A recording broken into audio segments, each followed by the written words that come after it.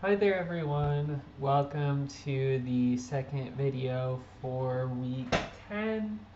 For this video we're going to be talking about Leibniz's new essays on the human understanding, which is his response to John Locke, who wrote, as we're reading, the essays concerning human understanding.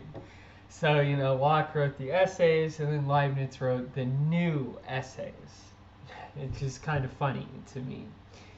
He didn't end up actually going through and publishing the new essays because Locke actually died before he finished writing the book. And then he thought it would be kind of like tasteless or something to, put out this paragraph by paragraph refutation of Locke, who he actually respected quite a lot. He, in the reading that you did, sort of compares Locke to Aristotle, which is, very, very high praise, in my opinion. Leibniz, of course, then positions himself as Plato, and so he's saying, oh, you're very profound and wise, but I'm even more profound and wise, right? That's sort of the drama of this moment. And so this book is a really, really fascinating document because we don't really hear too much from Descartes or Spinoza direct refutations of empiricists. One exception is Descartes' arguments back and forth with Thomas Hobbes, who's another empiricist philosopher that we just don't have the opportunity to read in this class. So it happens occasionally, but not very much.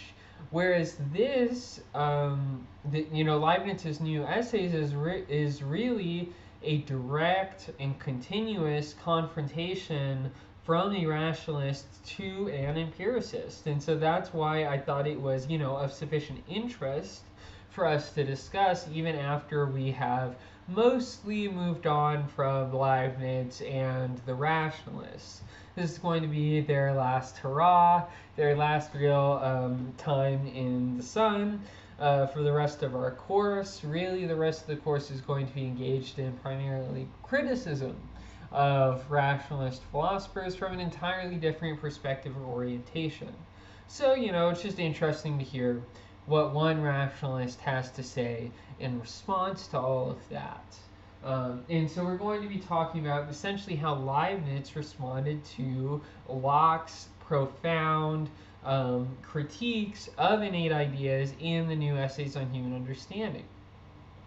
And, as you do the reading for this week, you'll see that Leibniz is very respectful of Locke. He thinks that Locke really does offer a correction against some aspects of rationalism that Leibniz ultimately agrees are, problematic.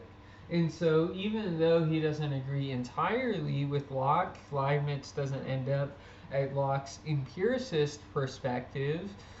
He is pretty shaped by this interaction, and it allows us to see Leibniz's ideas in a totally new and very interesting light, as well as to see, here's how one might respond to these empiricists.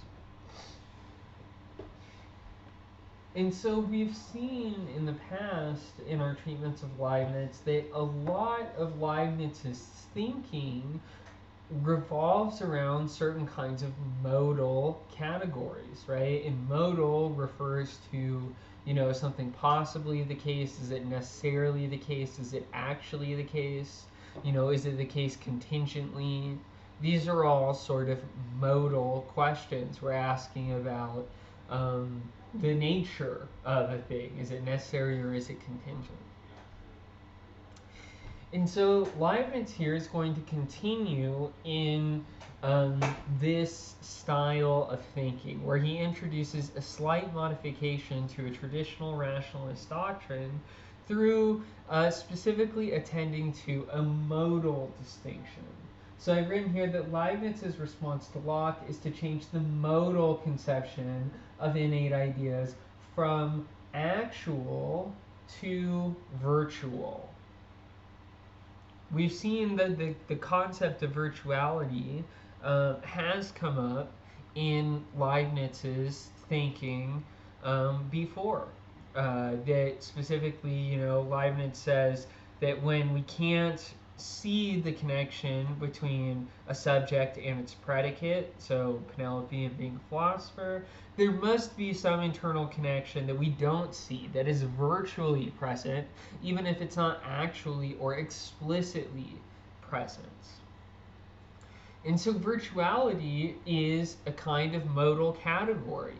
We're going to see that it's a little bit more than possibility and it's a little bit less than actuality. To say something is virtually the case is to say that it is implicit, right? It's both potentially there, but there's also a predisposition to developing in this sort of way. And we're going to flesh out this characterization throughout our analysis today. And we're actually going to engage in a little bit of phenomenology, which I'm very excited about, and I think it's very interesting. And we're going to do it by looking at the Sandias, which, hopefully, is an experience that we all get to have as New Mexicans, is spending a lot of time looking at the Sandias and marveling at its beauty. This is, hopefully something that we all do on a regular basis. I highly recommend go to the Humanities Building, go to the 5th floor, and in the little office area on the 5th floor, there's actually a terrace on the 5th floor of the Humanities Building, and you're able to see this absolutely stunning view of the Sandias, and it's just tremendously beautiful. And so I recommend that you try to go out there and see it, or I'll ask you to try to imaginatively reconstruct your own best memory of looking at the Sandias, and we'll do some philosophical analysis of this. Okay, but let's get started. So Leibniz's response to Locke changed the modal conception of innate ideas from actual to virtual. So in other words, Descartes made it seem too much like innate ideas are just things that are actually already like stamped into us, right? That we should have perfect knowledge of everything that is an innate idea, and that would imply that we are all, extremely competent and capable mathematicians, right? Insofar as mathematical truths are innate ideas, which Descartes believed, right? Then it follows from his account that we should all have an intricate and immediately available knowledge of all of the truths of mathematics, right? But that's not true. And if you're a mathematician or if you're a human being that has ever had to learn anything about math, you know that that is not the case. That you learn mathematics little by little in the same way that you learn anything else. Even though all of those truths are related, you don't know all of them in virtue of knowing one of them.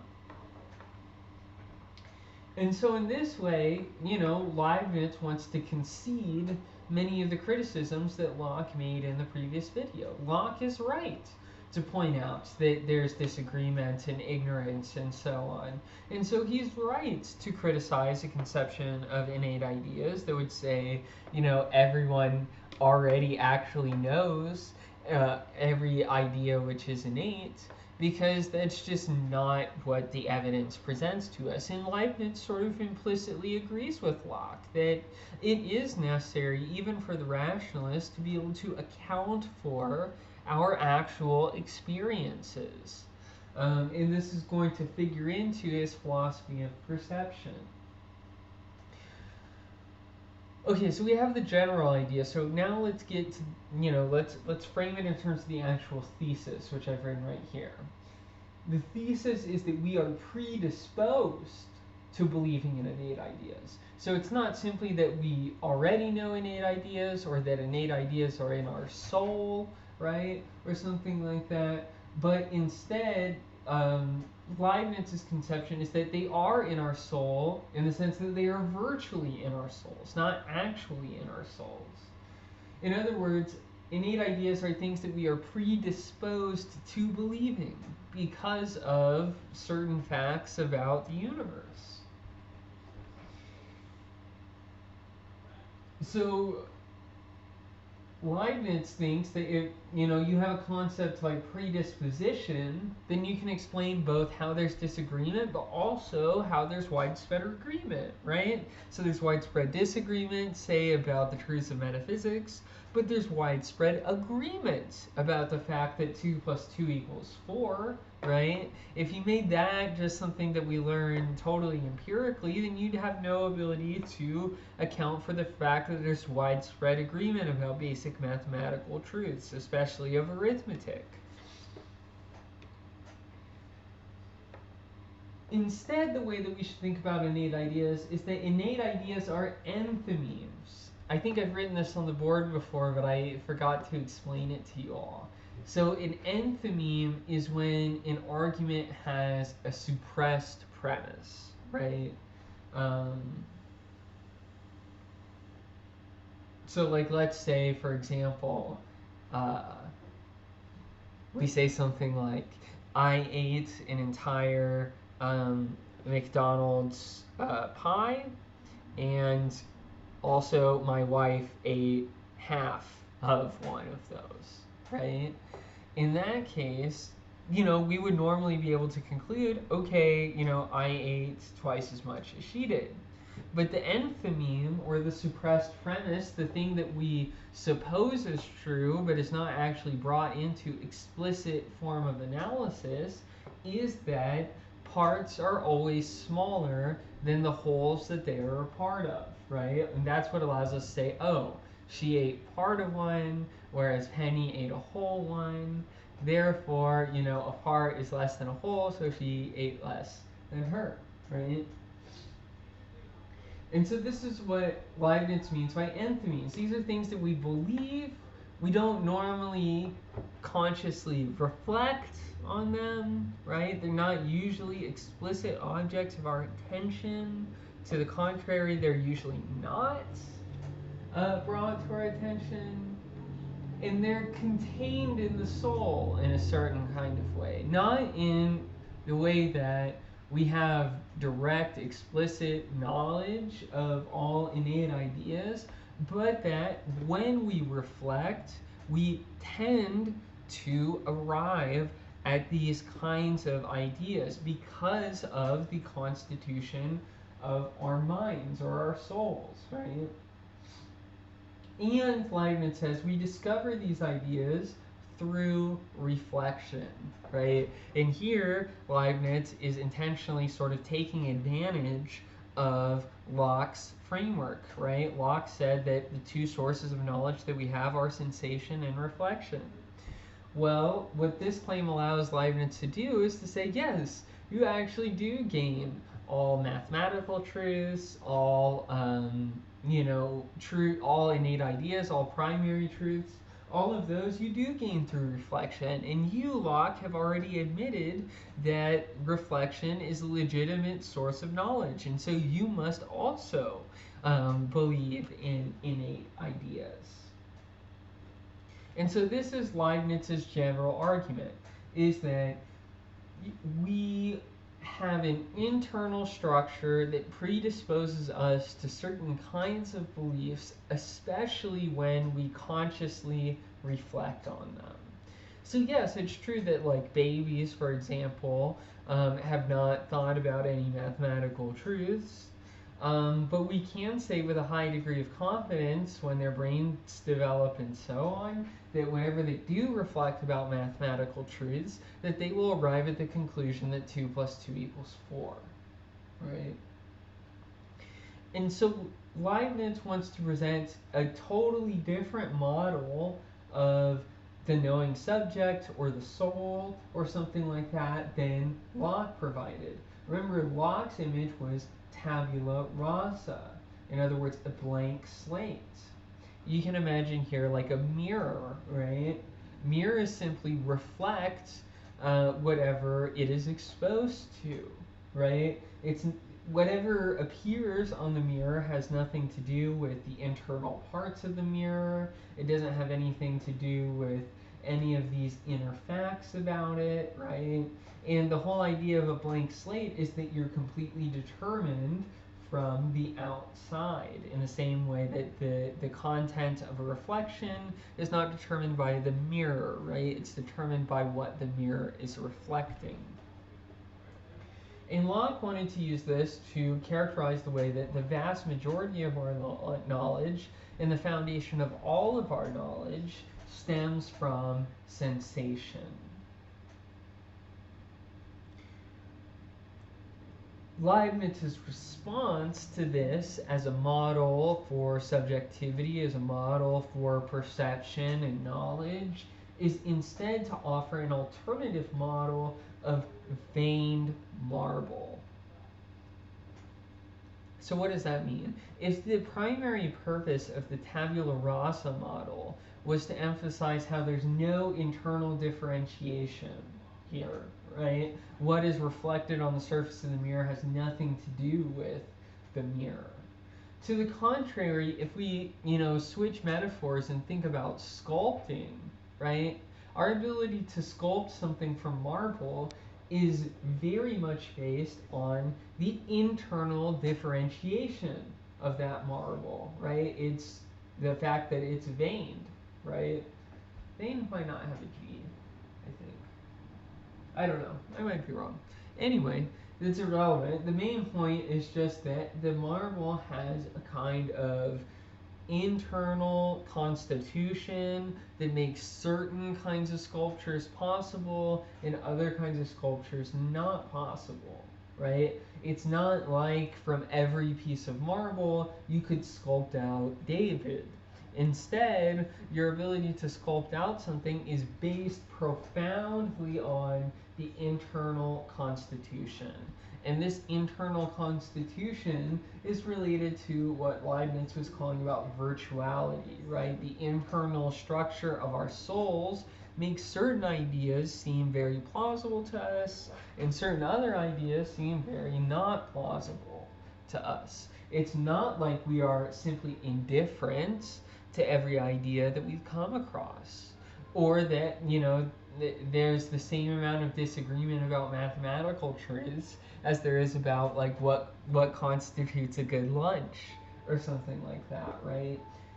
Because of our internal constitution, Leibniz says, we are predisposed to understanding and believing mathematical truths, and therefore they have like a kind of universal validity.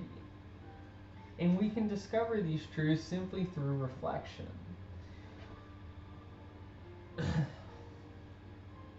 So this is Leibniz's conception of the soul, and remember from the monadology lecture, this internal constitution is exactly what lets every monad be different than every other monad. It's not that it has parts, but that it can perceive in a certain way. Okay, so now let's move over to the other column. So here is Leibniz's response to Locke's dreaming argument. Remember that Locke's dreaming argument was that Descartes must be wrong, that thinking is the essence of our personhood and what it means to be a self. Why is that wrong? Well, because in dreamless sleep, we are not thinking. And there's good reason on Descartes' account why Locke's argument works. Descartes says that the only things that we think are the objects of our explicit attention. So you're either thinking about something or you're not thinking about it. It's a binary model. And insofar as you're in a dreamless sleep, you're not thinking about anything. And so it seems that on Descartes' account, whenever you fall into a dreamless sleep, you like pop out of existence, right? Because the essential feature about your existence stops. Locke uses this to conclude, okay, thinking can't be our essence must be something else. But Leibniz wants to hold on to the idea that thinking is our essence and instead revise a view that he sees as common to both Descartes and Locke, which is that thinking is a binary. right? We're either conscious of something or we're not conscious of it. Instead, Leibniz will opt for an application of the principle or law of continuity to thinking. So it's not a binary relationship, you're thinking or you're not thinking. Instead, there are degrees of thinking. And this is something that, we've already essentially elaborated through our articulation of Leibniz's account in the Meditations, right? Here, thinking operates on a continuum, right? You can have a bare perception of something, so like you have no idea what it is, you just know that it's there, right? Then you can have a clear perception of it where you know what it is. You have a distinct perception of it where you understand the internal composition of the parts. You can have an adequate conception of it, which means that you know everything there is to know about it. And then you can, in a certain way, like God, have a perfect knowledge of something, and that would mean knowing all of the above and that it's real. Right? Okay, and so what Leibniz is going to do, Leibniz could just be, regular rationalist and just say something like, hey, the principle or law of continuity, I've demonstrated that that's an a priori truth, so it must belong to thinking too, and, that's it, right? But Leibniz is trying to convince empiricists, right? And he thinks if his account is right, it should harmonize with our experience. And so it's not enough to make these a priori arguments. Leibniz believes that he should give actually a better account of our experience of thinking than either Descartes or Locke. And so here, I would characterize Leibniz as engaging into a brief foray into what philosophers regularly call phenomenology. And what phenomenology is phenomenology is a way of looking at our own experiences and engaging in a philosophical reflection on those experiences. Phenomenology is sort of like a movement or a technique or a method of philosophical thought that really takes off in the 20th century, but its founder, its innovator, Husserl, Edmund Husserl, who was a German philosopher, he said that there were tons of forerunners to this method, and he includes explicitly among them Leibniz. And specifically because of Leibniz's account of perception and his application of the principle or law of continuity to perceptions and the deep phenomenological truths that are contained therein. So just to illustrate this, I want us to think about two images, two perceptions that we could have. Figure 1 and Figure 2. So Figure 1 is a drawing of the Sandias. My wife was kind enough to be willing to lend her aid in being better at drawing than I am to give us a relatively distinct perception of the Sandias. I mean, part of the beauty of the Sandias is, their position with respect to the sun, and so the fact that they turn this beautiful, pink, purpley color, sunrise and sunset, and that sort of thing, right? This is part of the distinctness of the Sandias, the reason for why, if you were to look at the Sandias, you might, if you're a New Mexican, or, you've been in New Mexico long enough, to be able to pick it out of a lineup. If you had a whole bunch of Google images of mountains, if you don't have that distinctive knowledge of the Sandias, you wouldn't be able to pick it out of the lineup. But if you do, then you would be able to pick it out of the lineup. And part of that would be many of the distinctive features of the Sandias, including how the light hits the Sandias and colors it, right? And so that's Figure 1. You can substitute for Figure 1 in your own head your most distinct memory or perception of the sandias that is available to you. Now for figure 2, I've drawn a little leaf. And in particular, I envision this leaf as being a part of figure 1.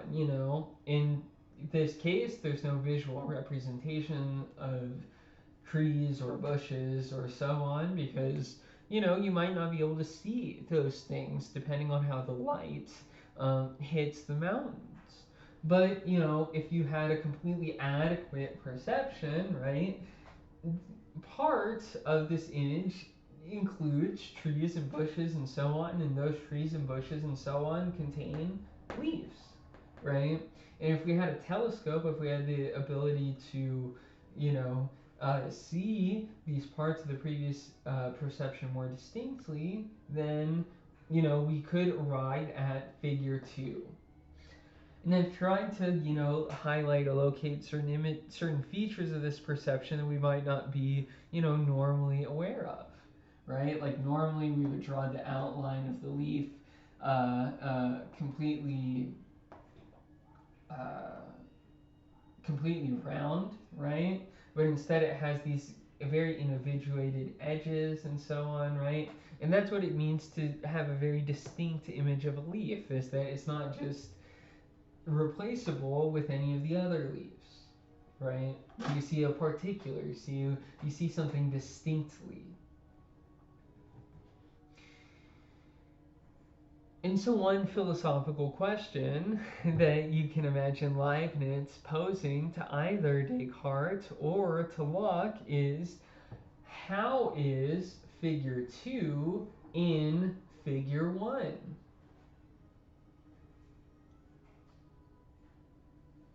Right? I think, one temptation you might have is you might say, yeah, it's actually in figure 1, right? All of the individual leaves are actually part of the original image. But, that doesn't actually correspond with what our experience is like, right? Why? Because when you see something as a whole, right, and you then want to come to a distinct perception of its parts, right, you have to change, right? You have to walk up to it, you have to look at it through a telescope, you have to modify your perception in some way. To get a distinct image of a leaf is to have an unclear image of the sandias. And similarly, to have a clear and distinct image of the sandias is simultaneously to have an obscure representation or perception of all of its parts. So this might lead you to make the opposite mistake, which is to say that the leaf is not at all in the original image, right? But that would be to make a parallel mistake, right? That would be to say, because you can't actually see the leaf in the image, that you couldn't possibly see the image in the leaf, or see the leaf in the image, I mean. And so what we should state instead, according to Leibniz, is that the second image is virtually contained in the first. In other words, if we could have a clear and distinct image of all of the parts, then we would see that individual leaf is in there. But our image, we're finite in the way that our ability to see something distinctly, like the sandias, relies on our not seeing the parts distinctly, not being able to see all of the individual leaves, right? This is, regularly expressed in language that we use, right? You lose the forest for the trees, right? That's one way of saying that you attend to the distinctness of all the particular parts, and thereby you don't see the whole anymore. But when you clearly and distinctly see the whole, you don't clearly and distinctly see all of the parts at the same time. And so for Leibniz, what does this show? Well, it shows that for every clear and distinct perception that we have, in the case of figure 1, there's an infinite number of unclear, indistinct, unconscious sensory perceptions that underlie and make that manifest image possible, right? If there weren't all of the parts of the sandia, you couldn't get the sandias, right? And so our ability to have a clear and distinct image, a conscious awareness of anything, relies on an infinite number of unconscious processes. And so here, this is very startling. A lot of people say that the unconscious was invented by Freud.